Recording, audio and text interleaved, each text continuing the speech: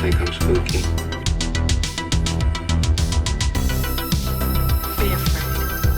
Be very afraid. What have you done to his eyes? Good evening and welcome to Soft and Spooky. For today's video, we are going to be looking at the new film The Substance that stars Demi Moore, Margaret Qualley, and Dennis Quaid. For this movie review, as I've done with other ones on my channel, I figured that the first portion of the video will be spoiler-free so that if you did, after hearing my thoughts on it, still want to see it, you wouldn't have any spoilers. And then the second half of the video, I am going to have my spoiler-filled thoughts where I really kind of go into depth about my thoughts on the film. And yeah, I am very excited to talk about this film, so without further ado, let's sink our teeth in. We are so back, dude. I saw this film a couple of days ago and I immediately knew that I wanted to talk about it on the channel. Like, there was no doubt in my mind. I'm not gonna lie, like, I've watched a few horror films this year and this is one of the few that really immediately captivated me, and I knew that I had a lot to say about it. For The Substance, this film centers around our lead character, Elizabeth Sparkle, who has basically built up her empire around these workout videos, kind of like Richard Simmons. And as she's getting older, she's beginning to kind of age out of Hollywood, and her career is ending as well as her fame. We have this super gross, like, that's the best way to describe it, this very gross and sloppy TV executive named Harvey. I see what you did there, movie.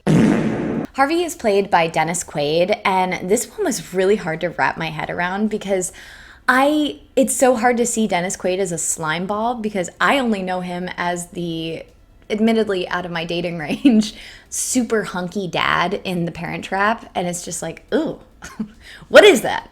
Anyway, he gives her the old boot, and she ends up getting into a car accident, but she gets out of the car accident unscathed. While at the doctor's office, there is this other doctor that is kind of examining her and sees that she is like kind of a perfect specimen and slips her this information on the substance. We come to find out that the substance, which looks very suspiciously similar to the reanimator fluid, I'm not sure if that's like a little nod there, but it is supposed to create this second version of yourself that is younger and more perfect, but there's a catch. Every 7 days, the two have to switch off. So if the younger one is living this week, they have to, do a bunch of bebopping with like the fluids and stuff and switch so that the younger version becomes dormant and the older version or the original version can live for a week, and then they just keep switching back. And if they don't do that and they don't follow the rules,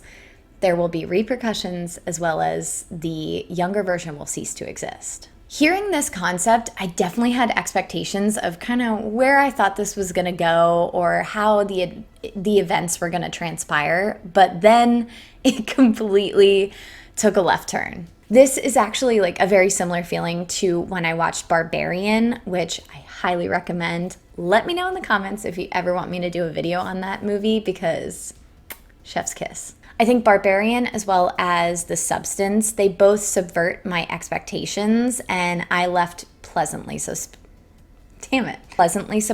and it very much subverted my, oh my gosh. I definitely left with my my expectations subverted. I can't fucking say it. I think there are actually a few similarities that I see between those two movies, and I think both really captivated me in the aspect of subverting my expectations as well as just leaving me very pleasantly surprised.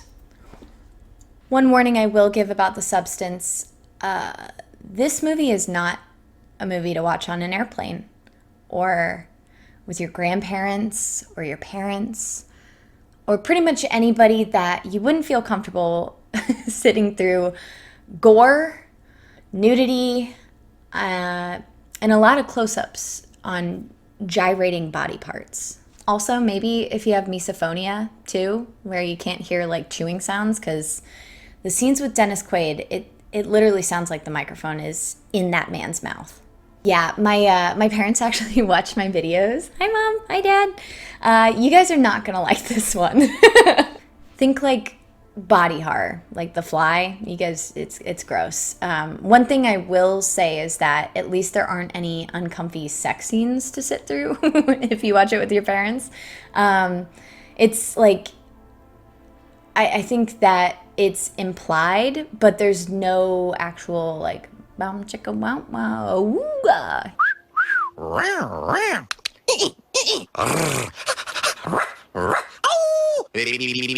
Hubba hubba. Stop that. For this film, I think that the directing and editing style from Coralie Farja was very fast-paced in some scenes, especially with Dennis Quaid, and it almost kind of reminded me of Edgar Wright's kind of editing style where it adds this element of humor to it.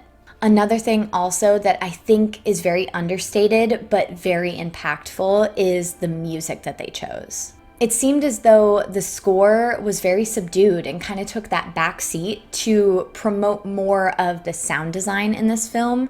And you really feel this emphasis on the visceral and squelchy sound effects that are just absolutely disgusting. At 50, well,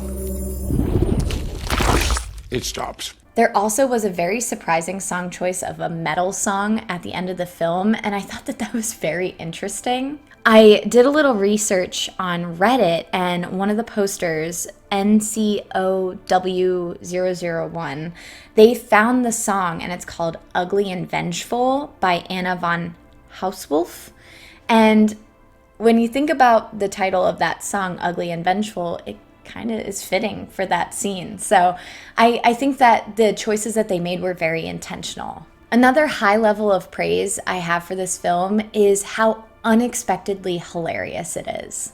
This movie, it sets out for specific moments of comedy, and I think it lands. I think that Coralie Farja found a really great balance between these outrageous, over-the-top moments, but balancing it and grounding it with a core message that I think a lot of people, specifically women, are really going to identify with. Moving on to the actors, I immediately have to mention Demi Moore. In this film, I was so genuinely impressed with her performance, and I really hope that she receives some sort of commendation for this role because she knocked it out of the park.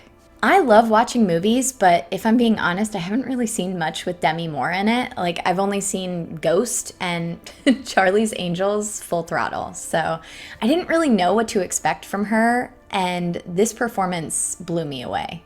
Her comedic timing was just an unexpected delight. Like, I want to talk about it more in the spoiler section, but wow, good job.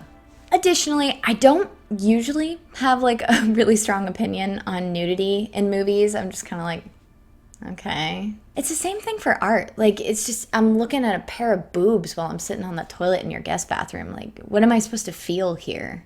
At least in this film, it did kind of feel like it had a point, and I honestly felt like it was really refreshing to see someone's body that isn't in their early 20s. It also reflects a theme that I kind of got from the film where Demi Moore is 61 years old, and it doesn't mean that she stops having a beautiful, sensual body. Your sexuality, your sensuality, and the general love for your body doesn't just stop because you turned 40. And I think that this film demonstrates a lot of the pressure and the self-destructive mindsets that can develop when you don't have a strong love for yourself and your body. We also have Elizabeth Sparkle's younger counterpart named Sue that is portrayed by Margaret Qualley. I knew I very vaguely recognized this actress, and I realized it was from Once Upon a Time in Hollywood. She played Pussycat, but she also played that totally bonkers girlfriend in the adaptation of Death Note. Ugh. I found that Margaret Qualley did a very solid performance here. I think that the earlier scenes that she's in, she really plays up this ingenue and innocent side around these Hollywood executives, and it feels very believable. But I think where she really starts to flex her acting muscle is when she is becoming successful, and you kind of see this darker side to her. And I think Qualley has just that right amount of crazy in her eyes that it sells it very nicely. There is one fact that Margaret Qualley revealed in interviews that I actually think is kind of an important thing to note in regards to the film. she said that the boobs in the movie weren't even her own. They were prosthetics that were designed by the makeup artist Pierre-Olivier Persin. It's a French artist. Sorry if I messed up the name. She said in the Sunday Times, "Unfortunately, there's no magic boob potion, so we had to glue those on. Coralie Farja found an incredible prosthetic team to endow me with a rack of a lifetime, just not my lifetime." I think it's just so interesting that this image of perfection that Sue is supposed to be, the actress can't even attain that. And it kind of drives home this issue that we see in social media as well as just general media in our real day-to-day lives, that these people are so airbrushed, like to oblivion, that these actors and celebrities don't even look like what they look like in the magazines. So overall, I think that the core message of this film, as well as the actors, because it is a kind of minimal cast, we center around these main characters, I think that it really succeeded in what it was trying to achieve. And that about does it for the spoiler-free thoughts on The Substance. I genuinely had such a blast seeing this movie, and it really surprised me. That's honestly why I didn't want to wait to do a watch party on it, because I know that it would be a long time until I can get that released, and I want as many people to see this film as possible. So if you would still like to see this film, definitely check it out and feel free to click out of this video. Before you do, please consider giving this video a like so I know that you enjoyed it, and maybe subscribe, because I am a small YouTuber and I'd love to just create a little community where I create content that you'd like to see. Okay, with that, 3, 2, 1, spoilers. The plot. I have to immediately talk about this because it's a strong connection between these actions that cause events that cause further events. That is all I need, man. It's been driving me nuts because I've experienced a few films lately where I'm just like, what made that happen? Where did this come from? And with The Substance, there's a strong connection between the two. When Sue stays way too long past the switch off, and you see that this causes a rapid deterioration of Elizabeth. When Elizabeth gorges herself on food, you see that in Sue's body, and it manifests in these like weird little lumps. Sue keeps Elizabeth under way too long, like for months, and then this causes Elizabeth to look horrible, like just completely destroy her. And that causes Elizabeth to want to terminate Sue.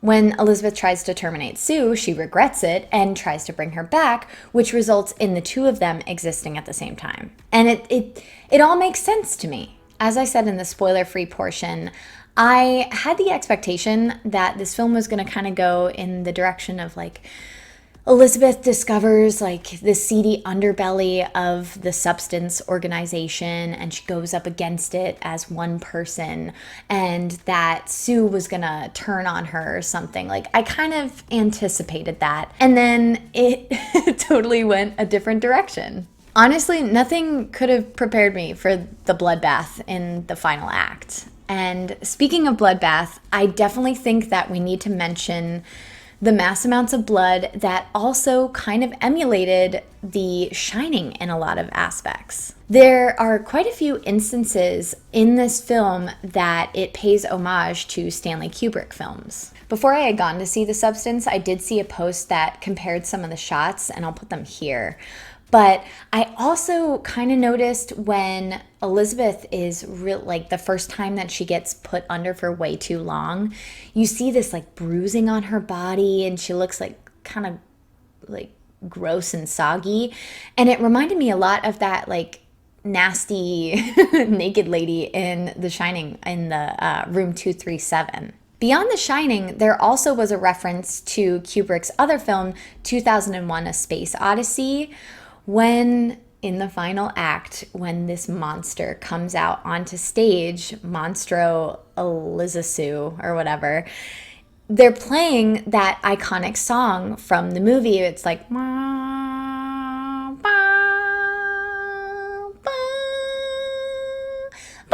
so I was just like, what's going on with Kubrick in this? Like, Why is there so much in here? To give a little synopsis of the end, if you don't remember it or if you haven't seen this film, which please don't let me spoil it for you. Please go check it out. Seriously, like it's batshit crazy. You have to see it for yourself. But what happens is Elizabeth gets put under for way too long, like months long. And Sue is just like draining her of all her fluids. She's getting real gross and like pussy and ugh.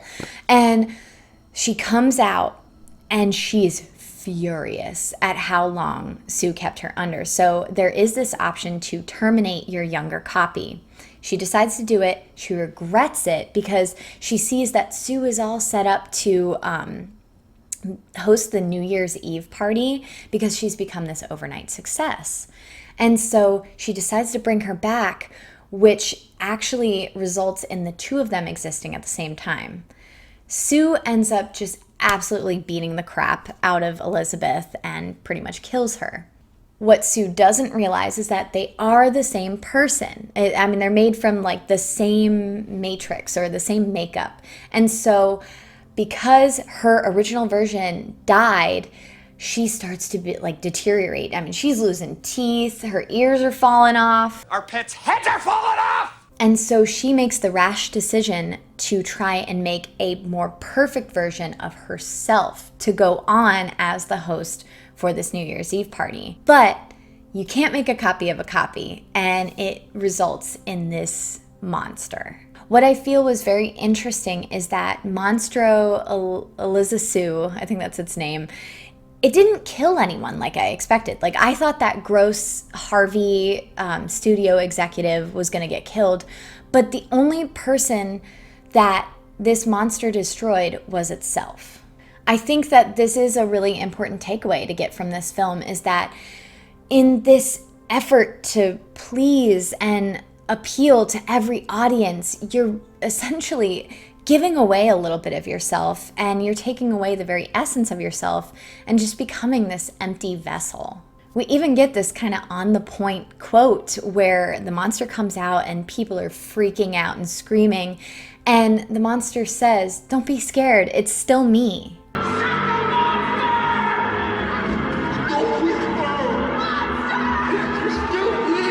Though I don't think that the general public is like scared of celebrities that get plastic surgery, I think there is this level of disgust and disdain for celebrities that may have gone a little bit too far with plastic surgery, but they are still themselves and they do still want to be accepted. I think that some aspects of the film did kind of leave me with a few questions. Like, I remember seeing multiple times that there are always like these same 3 Camaros on the street, and I don't know what the significance was. Like, maybe those were the organization that creates the substance, like kind of monitoring them, or when she goes to the facility to pick up her substance, like the trap door only lifts like part of the way and she has to go under, and I wasn't sure. There were a few things that I was like, that's an interesting specific choice, and I'm not sure I understood why. I think the biggest thing was maybe a little bit more explanation on the level of consciousness between the two versions of herself, because it seemed as though they didn't think about each other when they were switched off. Sorry, my dog's snoring. I don't know if you heard that. They just seem to be angry and spiteful towards each other, but they are the same being. But they have, it almost seems like their own autonomy.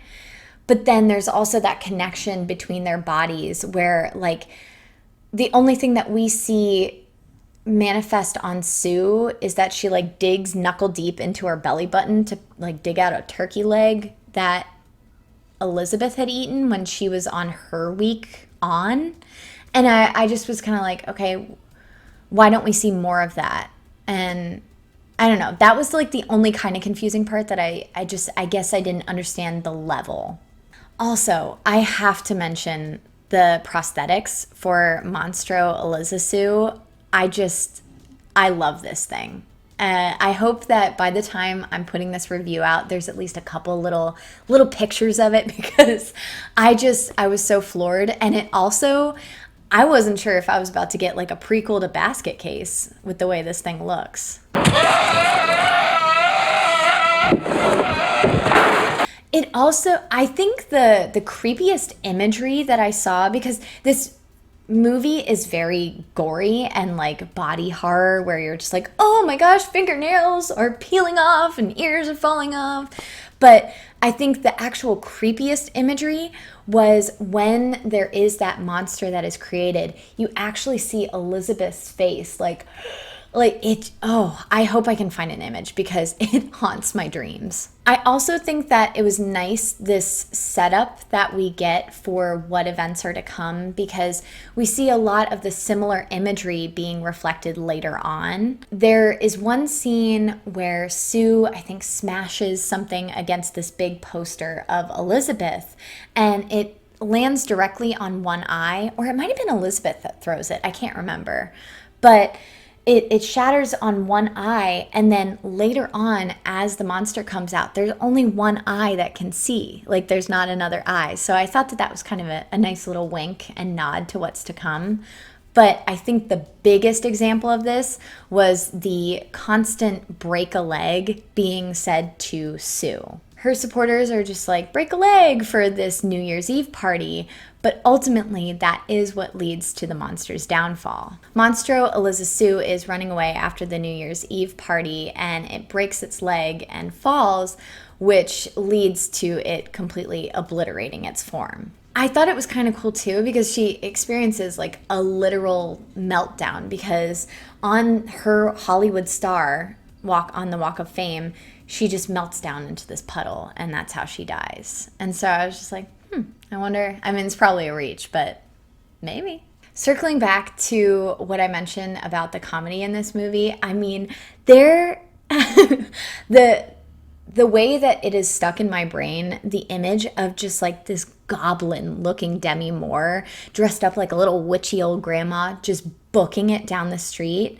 And then like when she first wakes up, she gently like rests her sagging boob on the doorknob. That's hilarious, dude. Oh, and with the monster, so it like doesn't even have an ear, but it like puts this little dangly earring in where an ear should be, and it just kind of goes like dang. Oh my gosh, it shimmies it a little bit, and it just, they knew what they were doing. I think the one big takeaway from The Substance for me was self-reflection in regards to beauty standards, self-image, and public image. There's been this trend online that I've seen that talks about eyebrow blindness or makeup blindness, and essentially it's to kind of poke fun at how terribly we used to do our makeup. I do think that the trend is supposed to be silly and kind of poke a little bit of fun at ourselves, but one thing that I have noticed is that oftentimes it seems when we level up with fashion or makeup or have some sort of weight change, we tend to kind of speak badly on our former selves, and there's almost a sense of hatred. But in reality, that older version of ourselves is still us. We never could have gotten to here without being that former version of ourselves. And I think that we get to see this idea brought into a literal sense when we see Sue just absolutely kicking the shit out of her older self. Yes, Elizabeth and Sue are essentially the same person. They have the same makeup, but they both decide to distance themselves from each other and feel as though they're completely different entities. After watching this film, it gave me a lot to reflect on how I speak to myself and view my body. And despite this being a body horror through and through, it also has substance. So yeah, that just about does it for my review on The Substance. Have you seen it yet? Are you interested in seeing it? Definitely let me know in the comments below. While you're there, feel free to give this video a thumbs up if you like this style of content. And if you haven't subscribed yet, please consider doing so. I'd love to see you stick around. And with that, I will see you all in the next video. Don't forget to stay soft and spooky. Bye.